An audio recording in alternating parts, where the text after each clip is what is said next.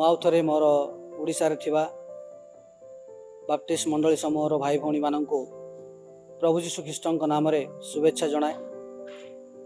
मु आशा करे आम मैंने समस्ते भलरे अच्छु, सुस्थरे अच्छु, प्रार्थना अच्छु। गत थर जे प्रकार भाव में आम मैंने गोटे विषय को नहीं आरंभ करूँ आ से विषयटी मु आशा करे आम मानकर मने अच्छी नोइंग गॉड, ईश्वर को जानिबा। तार द्वितीय भागरे आज आम मैंने से विषय नहीं पुरातन नियम रु गोटे पद उपर आलोचना करिबा, जहाँ आम मैंने पाइबा होशेय पुस्तकर 6 अध्याय 6 अध्यायर 1 पदरु 3 पद आम मैंने पाठ करिबा, किंतु 3 पद उपर विशेष करी आम मैंने ध्यान दबा। जहाँ पाखे बाइबल अच्छी आम मैंने खोलिबा एवं जहाँ पर बाइबल नाही आम मैंने मन दे शुणिबा।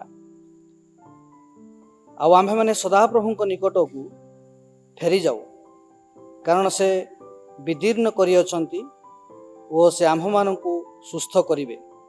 से प्रहार करियछंती ओ से आम्भ मानक क्षत बांधिबे। 2 दिन उत्तरे से आम्भ मानकु संजीवित करिवे। तृतीय दिन रे से आम्भ मानकु उठाइबे ओ आम्भे माने ताहांको छामुरे बंचिबु। पुणी आम्भे माने ज्ञात हेउ, सदाप्रभु को ज्ञात हेबा पई ताहांको पश्चादमन करू। ताहांकर उदय अरुणोदयर तुल्य निश्चित, आउ से आम्भमानक निकट को वृष्टि तुल्य, भूमि सेचनकारी शेष वृष्टि तुल्य आसीबे। प्रभु ताहांकर ये समस्त पठित अंश उपरे श्रवण एवं बुझिबारे आम समस्त को आशीर्वाद करंतु। यही 6 अध्यायटी जेतबेले आम देखुछु 1 पदरु 3 पद पढ़िलु, किंतु तार परवर्ती पद गुड़िक जदि आम मैंने पढ़िबु ताहले जानि पारिबु जे यह एक प्रकार कविता भली, हिब्रू कविता। पुरातन नियम आम जानिछु एब्री भाषा लेखा थिला बा हिब्रू भाषा रे। आइठारे आम मैंने एक अनुतापर गीत भली आरंभ होइथिबा देखुछु। 6 अध्यायर पूर्व सूत्र बा प्रेक्षापट को जदि आम मैंने देखु, होशेय इस्राएल लोक मानक ठारू एक अनुतापर स्वर शुणुछंती। होशेय जेतेबेले इस्राएल को यही चेतावनी दउछंती, सेतेबेले असुरीय माने इस्राएल को आक्रमण करुथले। इस्राएल, जिहुदा, सीरिया एमाने समस्ते आतंक मध्यरे थिले। 5 अध्याय 4 अध्याय को जदि आम मैंने फेरी जाबु एई होशेय पुस्तकर आ एई अध्याय गुडी करे आम मैंने देखुछु इस्राएल रो विफलता विषय। आ ए विफलता कौन पाई? से माने अन्य देवगण को पूजा करिबारे व्यस्त रही। जेतेबेले 6 अध्याय को आसुअछु, 6 अध्याय रे इस्राएलीय बुझी पारुछंती जे विनाश एवं उद्धार ईश्वरଙ୍କ निकटरे अछि। सेथिपई तांको निकट को फेरी आसीबाकू एई आह्वान दिया जाउछि। इस्राएल रो लोक माने जानिथिले जे ईश्वरଙ୍କ निकटरे विनाश अछि एवं ईश्वरଙ୍କ निकटरे उद्धार मध्य अछि। तेणु इस्राएल ए प्रकार परिस्थिति रहिथिला जे सेमानकर हृदय विदीर्ण हो जाइथिला। ईश्वर को संपूर्ण न जानिबार सीधा सड़क प्रतिफल तांको ऊपर पड़िथिला। होशेयଙ୍କ समस्त सेवा कार्य से लोक मानकु सेमानकर ईश्वरଙ୍କ सहित जो कवेनेंट बा जो चुक्ति बा नियम हेइथिला से विषय रे बार बार चेतावनी देउछन। यह सहित जदि आम मैंने द्वितीय विवरणर गोटे पद जोगसूत्र करी आम मैंने पढ़िबू ताहले विषयटा आम भल भाव बुझीपारू। आ सेठारे एई प्रकार लेखा जाए, से माने जेबे ज्ञानवान हुवन्ते अर्थात ईश्वर को जानते तेबे बुझन्ते। अर्थात इस्राएल मानकर गोटे दुर्बलतार कारण कौन थिला ना से माने ज्ञानवान नथिले बा ईश्वर विषय रे ज्ञान नथिला, ईश्वर को जाणु नथिले। एइठारे 6 अध्याय को जेतेबेले आमे आसुचु 6 अध्यायर प्रथम पदरे ईश्वर आघात मध्य करि पारंती, आ एठारे लेखा जाउची ईश्वर सुस्थ मध्य करि पारंती। द्वितीय पद को जेतेबेले आमे आसुचु सेटारे लेखा जाउची समय विषय, आ ए समय कथा जे 2 दिन एवं तृतीय दिन ए प्रकार लेखा जाय अछि। अर्थात ए जो लेखा शैली हिब्रू लेखा शैली बा कवितारू आमे बुझी पारु अछु जे यह एक समस्या किंतु स्वल्प समय पाई समस्या हो विनाश हो यह होची अल्प समय निमंते किंतु यह परवर्ती समय रे चली जीवो। इस्राएल एठारे बुझी पारुछि जे ईश्वर को ऊपर निर्भरशीलता केते दरकारी विषय। संकट महामारी आ ए समस्त दीर्घ समय पाई नुहे, अल्प समय मध्यरे सबु किछि नॉर्मल हे जिवो। 3 पद को जेतेबेले आमे आसुचु एठारे लेखा जाउ अछि जे पुणी आम्भे माने ज्ञात हेउ। प्रथम वाक्य आमे देखुचु सेटारे लेखा जाउ अछि जे आम्भे माने ज्ञात हो, आ ताहा सहित होसेय आउ गोटे वाक्य को संगे संगे जोड़ी दउछंती एवं से कहउछंती जे ताहांकु जानिबा निमंते पश्चात गमन करू। अर्थात आउ गोटे अनुवाद रे लेखा जाउ अछि अनुधावन, इंग्रजी रे ए प्रकार लेखा जाए to know God and press on to know him. अर्थात ईश्वर को जानिबा एवं सेई जानिबा निमंते अनुधावन करिबा। तेणु ये प्रेस ऑन जो अनुधावन विषय बा जानिबा विषय को गुरुत्व देकी बुझा जाउछि। मोर गत थर मध्य आमे देखिथिलु पाउलो को जीवन रु आज मध्य मु टिके मन पके देवा पई चाहे जे पाउलो जेतेबेले तांको ख्रिस्टियन जीवन रे से तांकर सर्वोच्च लक्ष्य विषय रे कहउचंती, आ से कहउचंती जे मु I am pressing on towards the goal to know Christ. अर्थात मु अनुधावन करूअछि, प्राणपण चेष्टा करूअछि जे भली मु यीशु को जानि पारे। आमे प्रथम खंड रे मध्य गोटे शब्द नै कि आलोचना करथिलु ईश्वर को जानिबा विषय नै बा यीशु को जानिबा विषय नै, गोटे ग्रीक भाषार जहार अर्थ ए प्रकार थिला जे एक्सपीरियंसिंग गॉड। अर्थात अनुभव करिबा, ईश्वर को जानिबा अर्थ अनुभव करिबा। एही थारे मध्य आमे हिब्रू भाषा रे बा एब्री भाषा रे गोटे शब्द व्यवहार करा जाय अछि, ताहा होछि यादा। और यार इंग्रजी अर्थ ए प्रकार होउछि टू नो इंटिमेटली। अर्थात घनिष्ठ भाव तांकु जानिबा आउ एक्सपीरियंसिंग अर्थात अनुभव करिबा। जदि आमे माने आदि पुस्तक को फेरी जिबा, आदि पुस्तक 4 अध्याय 1 पद रे आदम एवं हवा को विषय में जानिछु। आ सेठार मध्य से प्रकार भाव लेखा जाउछि आदम यादा ईव। अर्थात आदम हवा को जानिले। यहाँ मध्य जो संपर्क थिला एक स्वामी स्त्री रो संपर्क, परस्पर को से घनिष्ठ भाव में जानी थे। जदि आम मैंने सही आदि पुस्तक 18 पदर 18 अध्याय 19 पद को जीवा आठार अब्राहम को विषय लेखा जाउछि एवं जो शब्द इंग्रजी भाषा रे बा हिब्रू भाषा रे मध्य लेखा जाय अछि जे गॉड यादा अब्राहम। अर्थात ईश्वर अब्राहम को जानी थिले। एगुड़िक थिला एक अनुभवर ज्ञान। किंतु आमे 3 पद को चली आसु। 3 पदरे जेतले आमे देखुछु टिके गभीर भाव में देखिबा, चिंता करिबा। पदर प्रथम वाक्य रे होशे लोकन को आउ थरे ईश्वर को ज्ञात हेबा निमंते आह्वान दउछन। आ होशे ठीक ता सहित आउ गुटे पद मध्य आउ गुटे वाक्य मध्य जोडुचंती जे तांको जानिबा निमंते पश्चात गमन करिबा बा अनुधावन करिबा। इंग्रजी रे ताहा जो पद लेखा जाय अछि तार इंग्रजी हेउछि जे प्रेस ऑन। आउ गुटे शब्द व्यवहार करा जाय अछि इंग्रजी बाइबल रे ताहा होछि फॉलो ऑन। अर्थात तांको अनुसरण करिबा।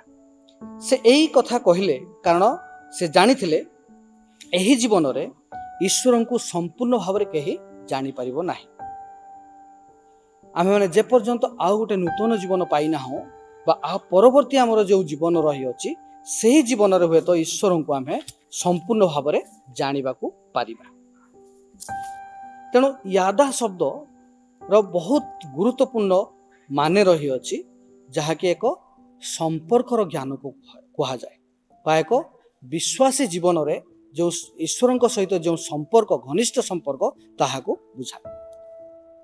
ଆଉ ତା ପର ବାକ୍ୟରେ ଯେଉଁ ଅନୁଧାବନ ନିମନ୍ତେ ବା ପଶ୍ଚାତଗମନ ନିମନ୍ତେ ଯେଉଁ ଶବ୍ଦ ବ୍ୟବହାର କରାଯାଉଛି ଏବ୍ରି ଭାଷାରେ ବା ହିବ୍ରୁ ଭାଷାରେ, ତାହା ହେଉଛି ରାଦାଫ, ଯାହାର ଅର୍ଥ ଏ ପ୍ରକାର ଇଂରାଜୀରେ ଟୁ ପାର୍ସ୍ୟୁ, ଟୁ ଫଲୋ, ଅର୍ଥାତ୍ ତାଙ୍କୁ ଅନୁସରଣ କରିବା ଆଉ ତାଙ୍କୁ ଜାଣିବା, ତାଙ୍କର ଅନୁଧାବନ କରିବା, ତାଙ୍କର ଚରିତ୍ରକୁ ଜାଣିବା ଆଉ ତାଙ୍କର ଧାର୍ମିକତାକୁ ଜାଣିବା, ଏ ପ୍ରକାର ଅର୍ଥ ଆମେମାନେ ପାଇଅଛୁ। ଯଦି ଆମେମାନେ ଏଇ ଅଂଶକୁ ବୁଝିବା ପାଇଁ ଚାହୁଁ, ଗୋଟେ ପଦ ଆମେମାନେ ପଢ଼ିବା ଯିଶାୟା ଭବିଷ୍ୟବକ୍ତାଙ୍କର ପୁସ୍ତକରୁ 51 ଅଧ୍ୟାୟର 1 ପଦ। ଆଉ ସେଠାରେ ଏହି ପ୍ରକାର ଭାବରେ ଲେଖା ଅଛି, ଧାର୍ମିକତାର ଅନୁଗାମୀ ଓ ତାହାଙ୍କ ଅନ୍ୱେଷଣକାରୀ, ଏହି ଧାର୍ମିକତା କ'ଣ? ଧାର୍ମିକତାର ଅନୁଗାମୀ ଓ ତାହାଙ୍କ ଅନ୍ୱେଷଣକାରୀ, ତାହାଙ୍କୁ ଯେଉଁମାନେ ଅନ୍ୱେଷଣ କରନ୍ତି, ଏହି ଧାର୍ମିକତା କ'ଣ? ଏହା କ'ଣ ଏହା ଏକ ଆହ୍ୱାନ? ଆଉ ସେଠାରେ ଲେଖାଯାଉଅଛି, ଶୁଣ ହେ ଇସ୍ରାଏଲ, ଶୁଣ, ଶୁଣ, ଈଶ୍ୱରଙ୍କ ବାକ୍ୟକୁ ଶୁଣ। ଈଶ୍ୱରଙ୍କର ବାକ୍ୟକୁ ଶୁଣିବା ଅର୍ଥାତ୍ ଈଶ୍ୱରଙ୍କୁ ଜାଣିବା। ଆଉ ଏଇ ବାକ୍ୟ କିଏ ଥିଲେ? ଯଦି ଆମେମାନେ ଏଇ ବାକ୍ୟକୁ ନେଇ ଟିକେ ଗଭୀର ଭାବରେ ଆଲୋଚନା କରିବା, ଆଉ ଏହି ବାକ୍ୟ ହେଉଛନ୍ତି ସେଇ ଯୀଶୁଖ୍ରୀଷ୍ଟ, ପ୍ରଭୁ ଯୀଶୁଖ୍ରୀଷ୍ଟ, ଯିଏକି ଆଦ୍ୟରେ ଥିଲେ, ଈଶ୍ୱରଙ୍କ ସହିତରେ ଥିଲେ, ଆଉ ସେହି ବାକ୍ୟ ଦେହବନ୍ତ ହେଲେ, ଆମମାନଙ୍କର ସହିତରେ ରହିଲେ।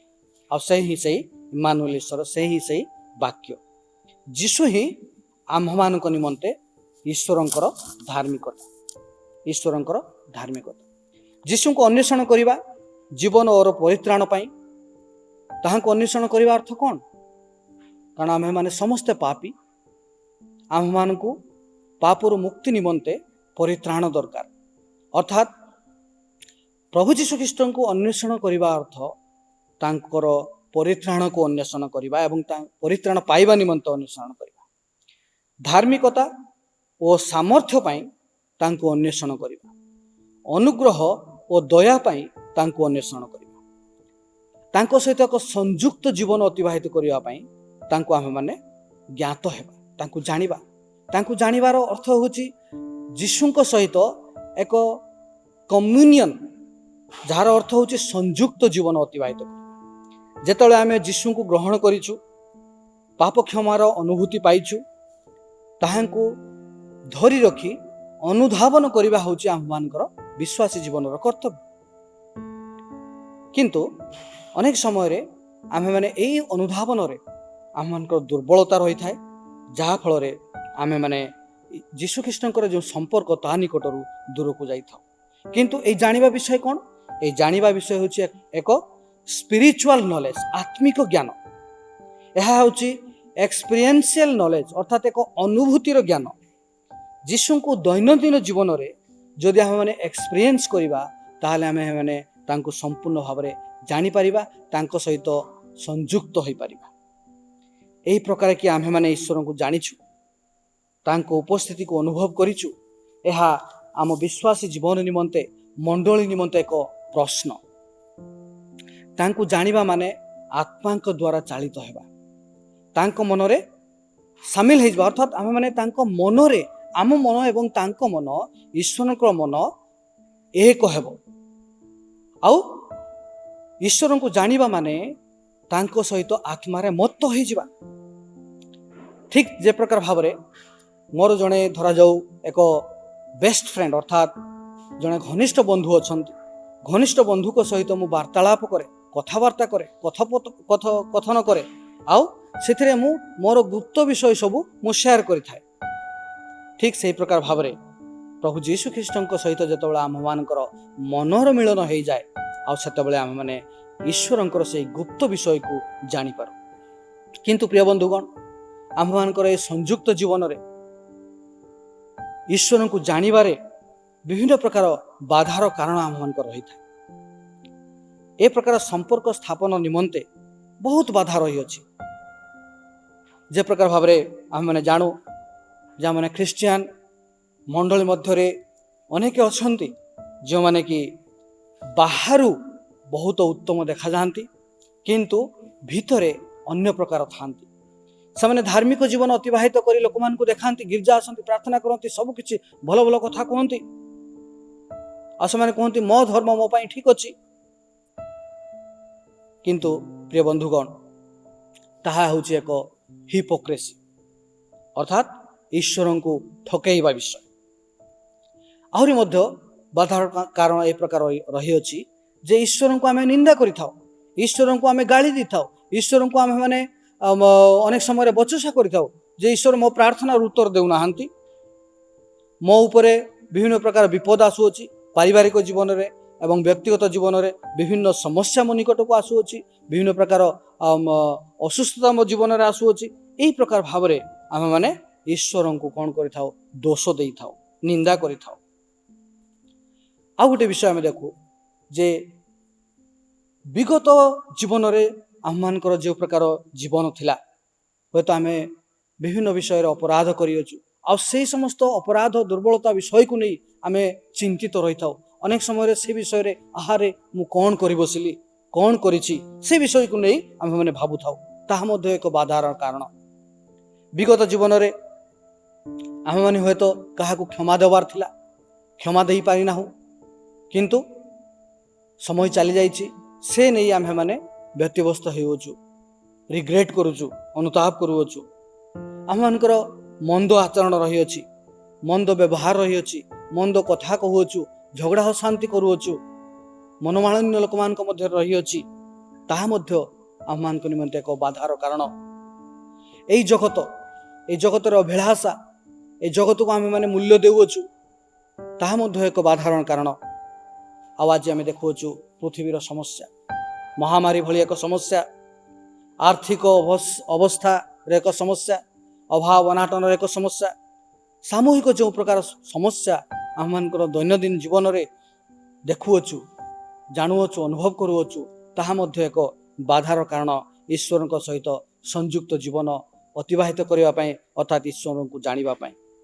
समस्या जहाँ भी होना कहीं मु विश्वास रे जीशु को प्रेम करी जीशु को प्रेम रे मु प्रवेश करी कारण जेकोसी समस्या होउ ना कहीं प्रभु जीशु ख्रीष्ट आम मानकर विश्वासर सिद्धिदाता से ही शेष से ही आरंभ से ही आम मानकर शेष आत्मा को सहित एक हेबा अर्थात आम मैंने जिते संयुक्त जीवन अतिवाहित करवा ईश्वर सहित ईश्वर को जानिबा तांको जानिबा निमंते आहुरी आगु को बढ़िबा सेतबेले आम मानकर आत्मा ईश्वर को आत्मा सहित एक हो जाए। प्रथम करंतिय रो एक पद मु पढ़ी आठ ए प्रकार भाव लिखा जाऊँगी पाउल कहती जे प्रभु सहित संयुक्त हुए से ताहांक सहित एक आत्मा हुए।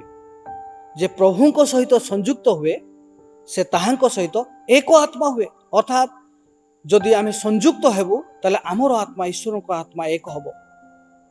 प्रिय बंधुगण यही पदर परवर्ती अंश को आम मैंने आसु आम मैंने देखिलु जे ईश्वर को ज्ञात हेबा विषय एवं ईश्वर को ज्ञात हेबा निमंते आम माने अनुधावन करने विषय को देखिलु किंतु ता परवर्ती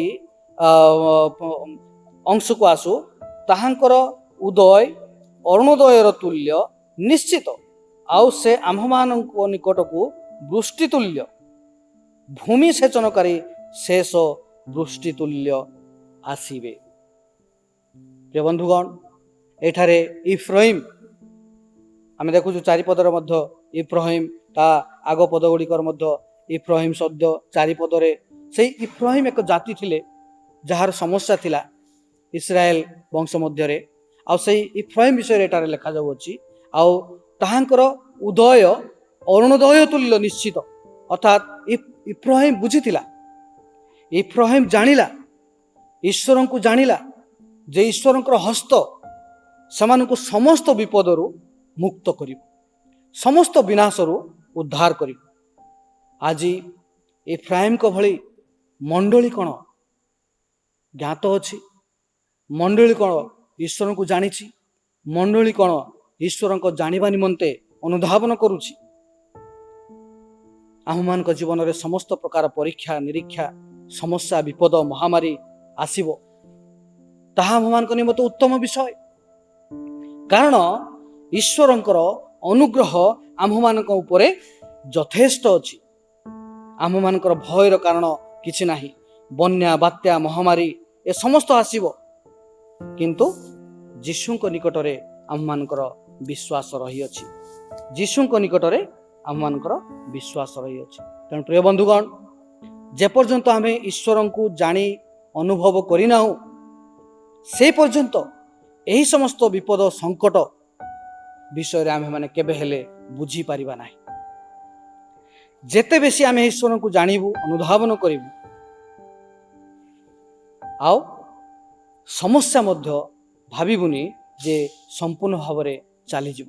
ଯେତେ ବେଶୀ ଆମେମାନେ ଈଶ୍ୱରଙ୍କୁ ଜାଣିବୁ, ସେତେ ହୁଏତ ସମସ୍ୟା ଆମମାନଙ୍କ ସମ୍ମୁଖକୁ ଆସିବ।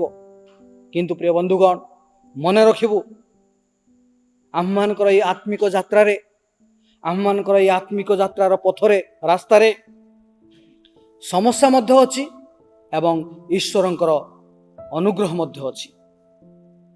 ଏଠାରେ ଯେ ପ୍ରକାର ଭାବରେ ଲେଖାଯାଉଛି, ତେଣୁ ଯେତେବେଳେ ଯୀଶୁଙ୍କୁ ଆମେମାନେ ଜାଣୁଛୁ, ସେତେବେଳେ ସେ ସୂର୍ଯ୍ୟ ଭଳି ଆମମାନଙ୍କ ନିମନ୍ତେ ଉଦୟ ହୁଅନ୍ତି। ଏଠାରେ ଲେଖାଯାଉଛି, ଉଦୟ ଅରୁଣୋଦୟର ତୁଲ୍ୟ ନିଶ୍ଚିତ। ଅର୍ଥାତ୍ ନିଶ୍ଚିତ ଶବ୍ଦ କେଉଁଠାରେ ବ୍ୟବହାର କରାଯାଏ? ଯେଉଁଠାରେ ସିଓରିଟି ଅଛି, ପରଫେକ୍ସନ ଅଛି, ଅର୍ଥାତ୍ ନିଶ୍ଚିତ ଭାବରେ ତାଙ୍କର ସେଇ ଉଦୟର କିରଣ, ଅନୁଗ୍ରହ ରୂପକ କିରଣ ଆମ୍ଭମାନଙ୍କ ଉପରେ ରହିବ, ଯେତେ ବିପଦ ଆସୁନା କାହିଁକି।